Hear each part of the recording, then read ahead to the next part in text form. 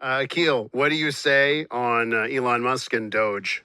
Listen, as someone with sort of moderately libertarian views on many, probably most political issues, I'm all in favor of cutting government spending wherever possible, of making government more efficient, making it work more efficiently in areas where it does need to operate and intervene, like in the area of key social programs and things of that nature.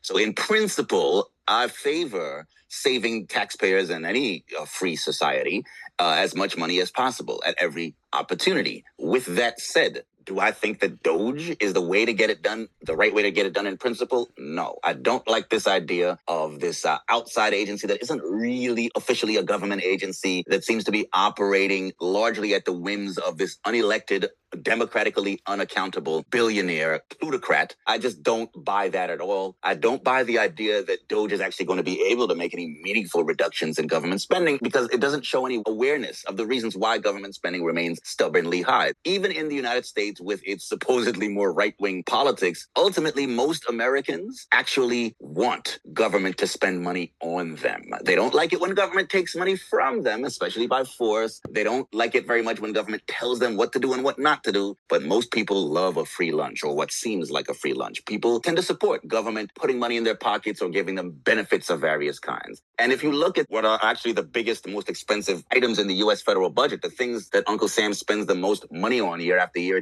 decade after decade, it's things like Social Security, Medicare, as well as the military, all of which are basically politically untouchable, even now. So I don't see, if you look at the areas where DOGE has supposedly been making targeted cuts and so on, government contracts that number in maybe hundreds of millions of dollars at most, that's a drop in the bucket of U.S. government spending every year. This won't make a dent in the U.S. Federal budget deficit or the national debt. So I don't think it's going to make a meaningful change in this area at all. I need to point this out. Kamala Harris had double the billionaires backing her, raised triple the money than Donald Trump. And everyone's got the billionaires behind them. So, I just wonder what the response would be if the Democrats tried to do something and they picked their own billionaire, or if they did some other mechanism. So, I wonder if we're so up in arms, or some people are up in arms, because it's Elon Musk and they're not actually looking at what's being done. Is there anything there, Akil, on that end? Yeah, but it shouldn't be someone that has interest and that has a stake in the game. That's what I'm saying.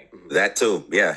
Miko's right. And in addition to that, the Democrats are not perfect by any stretch of the imagination. But I don't buy the idea that they would have done it in this way. They wouldn't have had some billionaire. They would have never have done it.